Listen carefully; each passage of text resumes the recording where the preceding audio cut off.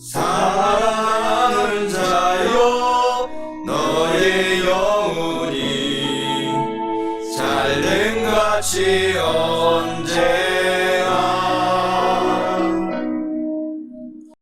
그 다음 9절에 나 요한은 너희 형제요 예수의 환난과 나라와 참음에 동참하는 자라. 하나님의 말씀과 예수의 증거를 인하여 반모라는 섬에 있었더니, 이제 요한은 자기 자신을 소개합니다. 나 요한은 너희 형제요. 우리는 다 같이 예수 믿고 난 다음 형제입니다. 교회에 나오면 여러분, 이 사회에 높고 낮은 사람의 차별이 없어요. 지식 있는 사람, 무식한 사람 차별이 없어요. 교회에 나오면 다 예수 그리스도의 십자가의 보배로운 피로 한 형제가 되어버린 것입니다. 우리는 다 그리스도 안에서 한 형제인 것입니다. 이곳에서는 민족적 차이가 없습니다. 한국이나 일본이나 미국이나 서양 사람이나 동양 사람이나 차이가 없어요. 다 예수 그리스도의 형제인 것입니다. 나 요한은 너희 형제요 예수의 환난과 나라와 참음에 동참하는 자라. 예수의 환난은 바로 예수 그리스도께서 오셔서 우리를 구원하기 위해서 환난당하지 않으셨습니까?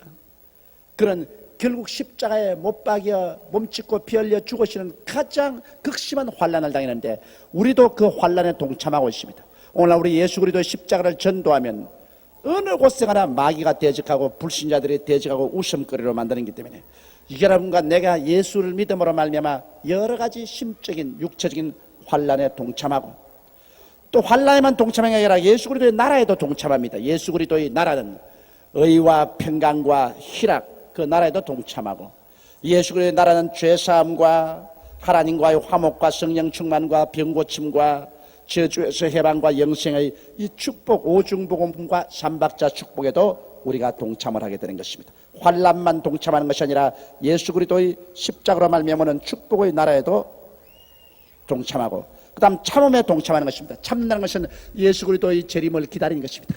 예수 믿고 난 다음 여러 가지 어려운 시련이 많이 있을 때 우리는 내 주여 언제나 오시옵니까? 우리는 예수 그리스도를 인내로서 참는 것입니다. 신앙은 인내입니다. 예수 믿다가 조금 어렵다고 해서 이거 집어치워버리고 버리는 사람은 그 사람은 불쌍한 사람이죠. 우리는 끝까지 참는 것입니다.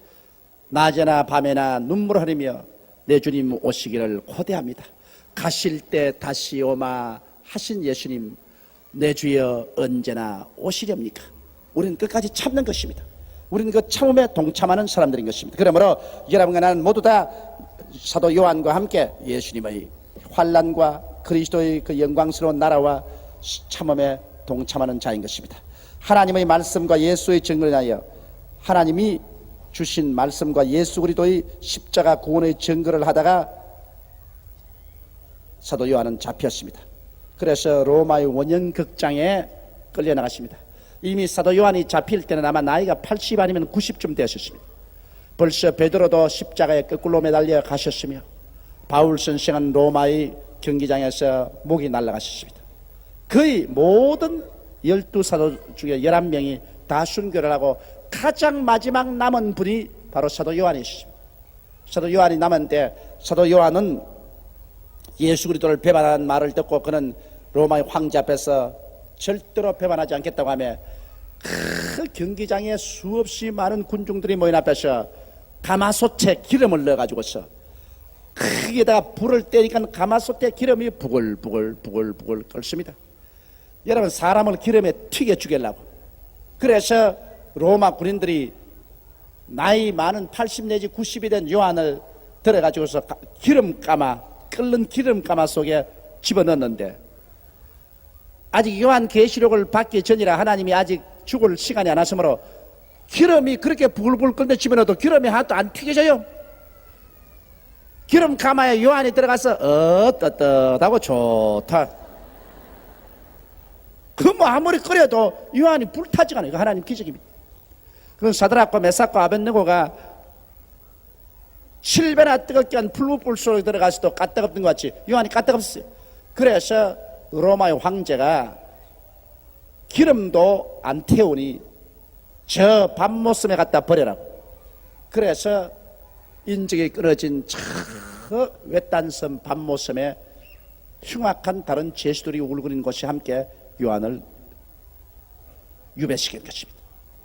그래서 요한이 그곳에서 계시록을 받게 되는데 이걸 보게 될 때 여러분 하나님의 때가 안 오면 안 죽어요. 여러분도 다 하나님이 설모가 있으면 안 죽는다고.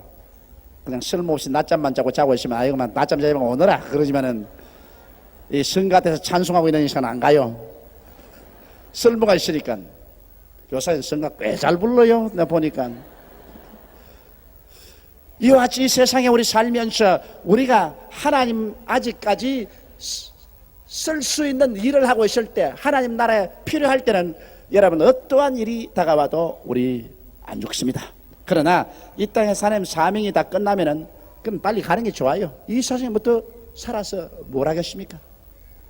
요한은 하나님의 사명이 있었기 때문에 그는 죽지 않고 결국 밤모섬에 와 있었습니다. 주의 날에 내가 성령에 감동하여 보십시오. 이거 참 우리가 왜 성수주의라고 하니까 요한이 밤모섬에 가 있었는데요.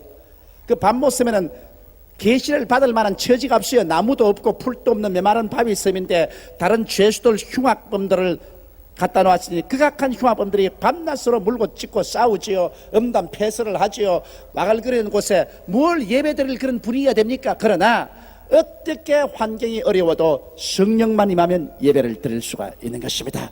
그런데 주의 날에 성령에 감동했다. 보통 날에 감동이 아닙니다. 월, 화, 수, 목, 금, 토요일 날 감동된 것이 아니라 주의 날에, 요한이 주의 날에 그 바위 위에 앉아서 소아시아를 바라보고 그는 출렁이는 바다를 바라보고서 아마 혼자서 예배를 드렸을 것입니다. 그런데 갑자기 그가 하나님 나라를 묵상하고 예배드리고 있을 때 주의 날에 하나님 성령이 감동됐다. 이렇기 때문에 성수주일 하라는 이유가 거기에 있는 것입니다. 여러분 주일날 교회 와서 하나님께 예배드릴 때 하나님의 성령의 감동이 임하게 되는 것입니다. 예수님께서 언제나 제자들에게 나타났을 때는 주일날 나타나셨습니다. 예수님이 첫날 부활한 날도 주일날이요. 그 다음에 예수님께서 11 제자가 모였는데 나타난 날도 주일날이요. 또 주님께서 갈릴리에서 제자들에게 만난 날도 언제나 주일날이요. 오순절날 성령이 임하신 날도 주일날이요. 이러므로 우리가 주일날 하나님을 경배하기 위해서 교회에 모이는 것입니다. 그러므로 주의 날에 내가 성령에 감동하여 내 뒤에 나는 나팔 소리 같은 큰 음성을 들으니, 보통 귀로는 안 들려요. 성령으로 감동하면 신령한 하늘나라의 나팔 소리가 들리는 것입니다. 요한이 들은 이 나팔 소리가 바로 나중에 주께 소령과 천사장의 왕과 하나님의 나팔 소리가 들릴 그 소리인 것입니다. 여러분이 영어의 귀가 있으면 그 나팔 소리가 들릴 것이고, 영어 귀가 없으면은 절벽이 되어서 나팔 소리가 아무리 들려도 하나도 귀에 들리지 아니할 것입니다.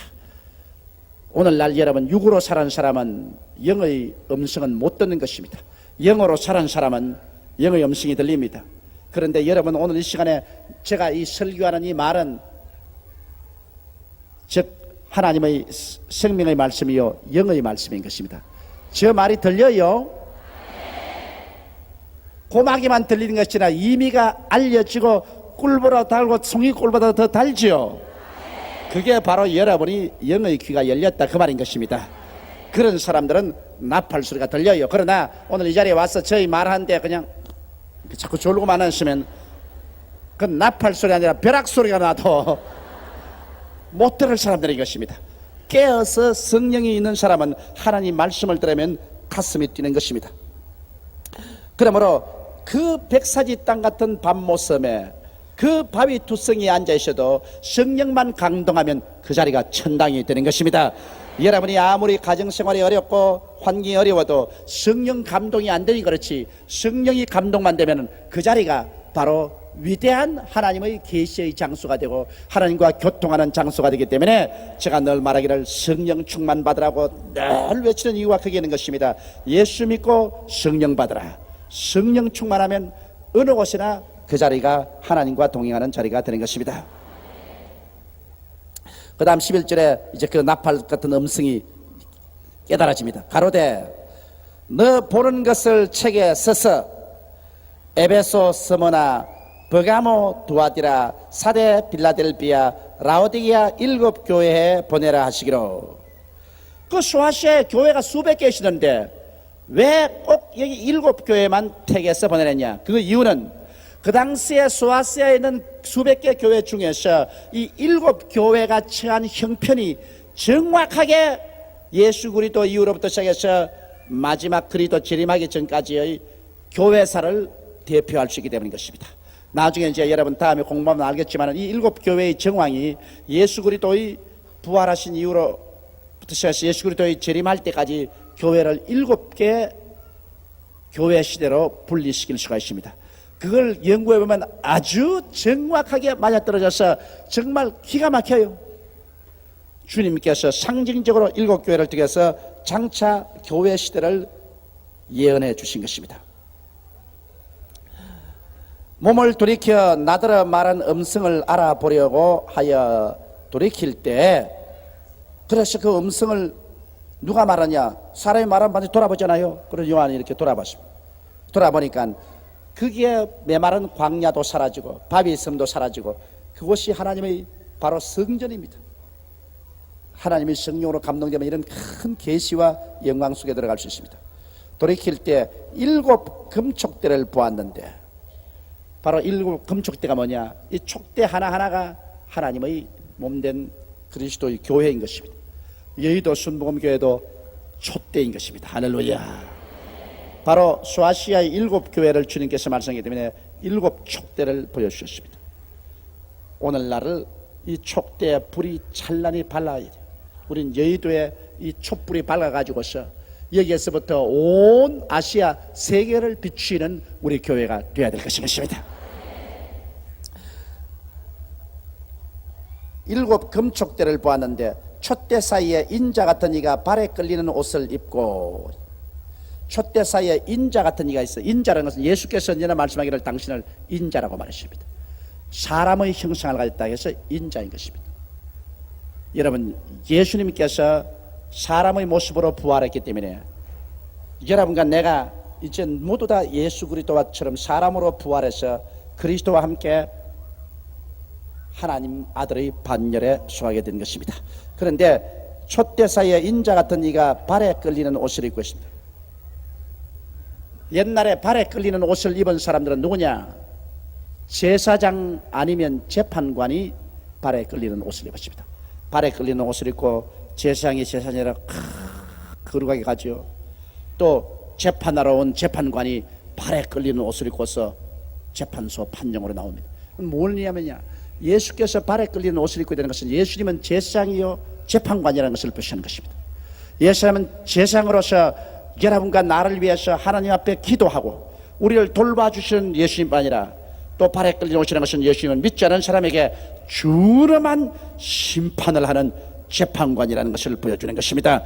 믿는 자에게는 제사장이요 믿지 않은 자에게는 심판하는 재판관으로서의 그리스도의 모습을 여기에 보여준 것입니다. 발에 끌리는 옷을 입고 가슴에 금띠를 띠고, 여러분 가슴에 금띠는 임금 이외에는 못 띱니다.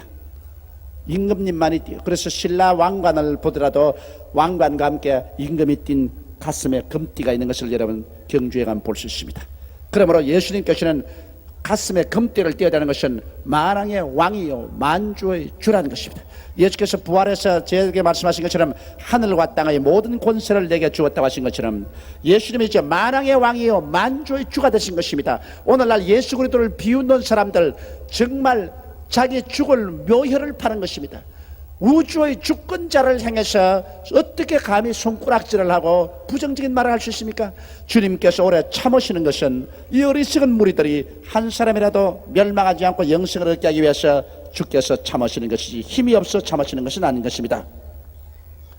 그 머리의 털의 희기가 흰 양털 같고, 예수님을 보니 머리가 하얘요. 여러분, 희다는 말을 하면은 뭐가 생각이 납니까? 성결하고 깨끗하다는 생각이 나죠. 예수의 머리가 흰 양털 같다는 것은 예수님은 거룩하신 하나님이라는 것입니다. 예수님에게는 거룩지 않은 것이 하나도 없어요. 그 다음 희다는 말은 뭡니까? 백발이 하얀 할아버지가 나타나면 무슨 생각이 납니까? 인생에 많은 경험을 해서 지혜가 많으신 어른이다, 그런 생각이 납니다. 백발이 스승한 사람이 말을 하면 그 사람의 지혜에 우리가 머리를 숙이는 거죠. 예수님 머리가 흰 양털인 것은 예수님은 전지하다는 것입니다. 무엇인지 알고 계신다. 그러면 예수님은 거룩한 하나님이요 무엇이든지 알고 계시는 그러한 예수님이시다. 흰 양털 같고 눈 같으며 그의 눈은 불꽃 같고, 예수님을 보니 눈이 막 불꽃 같아. 여러분, 그거 참 무슨 말입니다. 사람의 눈동자를 들여다보는 것은 굉장히 무섭습니다. 기도를 많이 하고 눈동자를 싹 들여다보면 속에 있는 게 확 다 들여다보여요. 우리 최하실 목사님하고 나하고 옛날에 함께 목회할 때 한 번은 존 허스턴 목사님하고 나하고 싱가포르에 인도네시아에 부흥회를 가는데 하루 수요일 날 저녁에 싱가포르에 도착을 했습니다. 그래서 저녁에 우리가 교회에 나가야 될 것인데 피곤하고 모처럼 외국에 나왔는데, 그때 아주 싱가포르 영화관에서 음악 영화를 하고 있어요. 이 영국에서 만든 음악 프로그램인데 그 아주 세계적으로 유명한 처음부터 끝까지가 그 음악을 만드는 영화가 나와 있어요. 그래 둘이가 이제 고민을 하는 겁니다. 앉아가지고서, 자, 저녁 수요일 날 적에 교회에 나갈까 가서 음악 들으러 갈까. 그러다가 우리 둘이가 뭐라 했냐면, 아이고 최하실 목사도 없는데 막 음악 들으러 가자. 그러면서 저녁에 가서 음악을 들었다고. 그래서 극장에서 아주 캐멀로스라는 아주 좋은 음악을 들었어요. 아주 음악이 굉장히 좋아요. 그런데 이 목사 둘이가 수요일 날 저녁에 예배를 안 보고서 음악을 보고 왔으니 집에 가서 페널티겠습니까? 그냥 들어오니까 마음이 괴로워 견딜 수가 없어요. 그래서 호텔에 와서 우리가 하나님께 회개를 하고 나면 둘이가 약속을 했습니다. 절대 한국에 들어가서 최하실 목사님에게 수요일 날 음악 들어갔다고 이야기하지 말자. 그 우리 허스턴 목사님, 나나 최하실 목사님 굉장히 무서워했는데, 왜냐면 최 목사님이 그 아주 율법주의적인 신앙에 딱 서 계시기 때문에 막 그런 게 했다는 벼락이 맞거든. 그런데 이제 인도네시아에 가서 부흥회를 잘하고 난 다음 한국에 들어가는데, 아이고 하나님이 그걸 왜 또 최 목사님이 가르쳐 주십니까? 최 목사님 꿈에 하나님이 보여주셨어요. 그래 내가 더 오니까 조 목사 열이 좀 와. 그래서 가니까 딱 날 앉혀놓고, 어디 얼굴 좀 들어봐, 눈 좀 보자 그래요. 그래서 내가 눈을 바로 뜰 수가 있어. 자꾸 옆을 떠지. 그 죄인은 눈을 바로 못 쳐다봐요 여러분. 왜 이래, 나람 쳐다봐. 그런데 자꾸 눈을 이렇게. 죄졌지, 왜 눈을 똑바로 못 쳐봐. 뭘 죄짓기는 뭘 죄를 지어, 괜히 그냥. 내가 꿈에 보니까 조 목사하고 허스턴 목사하고 수요일 날 예배 보지 않고 구경 갔대. 어떻게 내가 그걸 감출 수 있습니까? 그래서 미안합니다. 그날 중에 예배당에 안 가고서 음악 프로가 있어서 음악 프로 갔는데, 그렇지 않더라도 마음이 아파가 내 괴로움을 많이 당하고 최하실 목사님에게 가르치지 말자고 인원을 했는데, 그 하나님 성령이 그 말까지 다 듣고 계시고 다 계시해 주다. 그 다음 허스턴 목사가 내게 와가지고 조 목사하고 약속을 어겼다고. 최하실 목사님이 말 안 하기로 해놓고 난 다음에 가서 전부 다 일러 바쳐가지고, 내가 일러 바친 게 아니라고, 전부 성신님이 다 일러 바쳐가지고서 내가 오니까 당장 내 눈 속 들여다보고서 다 아는데 어떻게 하냐고. 사람이란 눈을 들여다보는 것 참 무섭습니다 여러분. 죄가 없을 때는 딱 눈동자를 마주쳐서 싹 들여다볼 수 있어요. 그러나 죄가 있으면 눈동자를 딱 마주치면 눈을 이렇게 해요. 예수님이 불꽃 같은 눈으로 우리를 살펴보는데, 예수님 앞에 무슨 거짓말을 해요? 무슨 변명을 해요? 근데 예수님 앞에서는 두 손 바짝 드는 게 좋아요. 자관. 하나님 앞에서 여러분 변명하면 버림받습니다. 그거 잊지 말아요. 사울 왕은 자꾸 변명하다가 버림받고, 다윗은 더 무서운 죄를 지었는데도 불구하고 그냥 보좌에서 내려앉아 삼배옷을 갈아입고 땅을 치고 죄를 지어내고 회개하기 때문에 하나님께 불쌍히 여김을 받으셨습니다. 감히 예수님 앞에 우리가 무슨 말하리요? 불꽃 같은 눈으로 우리 속을 다 꿰뚫어 보는데, 뭐 우리 스스로가 잘났니 뭐랬니 잘했니 뭐랬니 그런 거 다 할 것 없어요.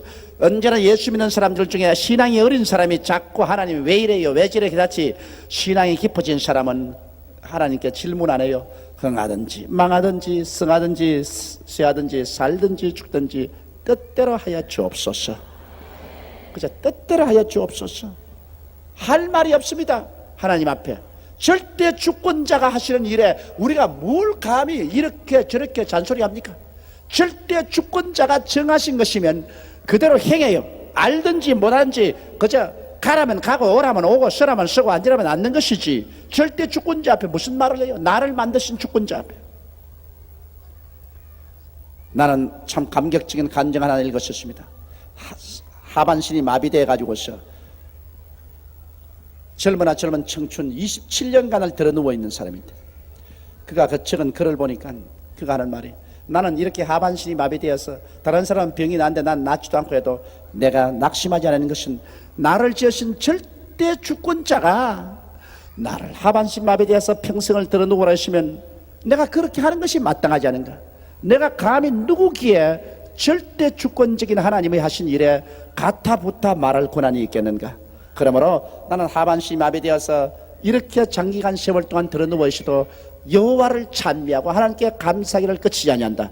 나는 그 태도에 깊은 감동을 느꼈었습니다. 여러분, 사람이 이 세상에서 원망 불평 탄식을 하면 끝이 없습니다만, 하나님을 의지하고 좋은 하나님을 믿고 하나님이 내게 하시는 모든 일은 끝에 가서 좋게 되는 것을 믿고 하나님께 의지할 때, 이러한 사람이 마음속에 참된 신앙인이 될 수가 있는 것입니다. 그의 발은 풀무에 단련한 빛난 주석 같고, 주석이라는 것은 바로 여러분 구리를 말하는 것입니다. 이 구리라는 것은 구약시대 언제나 심판할 때 구리를 칩니다. 성전에서 여러분 제물 그런 고리도 전부 구리입니다. 그리고 짐승을 잡아서 드리는 제단도 구리 제단입니다. 구리는 심판을 말합니다. 예수님의 발은 아주 풀무불로서 마광한 번쩍번쩍 빛나는 구리 같더라. 이것은 예수님이 그 발로 죄인을 짓밟을 것이라 말하는 것입니다. 심판. 주님께서 그냥 이 세상을 넘어가지 않습니다. 믿지 않은 자에게 주님께서 나중에 가혹한 심판을 하시는 거죠. 당신이 몸을 찢고 피를 흘려서까지 구원해 주었는데 이것을 믿지 않고 바르지 않은 사람에게 주님은 그 무서운 심판의 발로서 주님께서 밟고 심판하게 되실 것을 말씀하는 것입니다. 그 음성은 많은 물소리 같고 나야가라 폭포 같은 그런 많은 물소리 같은 창조주의 음성입니다. 어떠한 사람도 많은 물소리 같은 그러한 음성을 나타낼 수는 없습니다. 창조주의 장엄한 음성인 것입니다. 그의 오른손에 7 별이 있고 그 입에서 좌우에 날선 검이 나오고 그 얼굴은 해가 힘있게 비치는 것 같더라.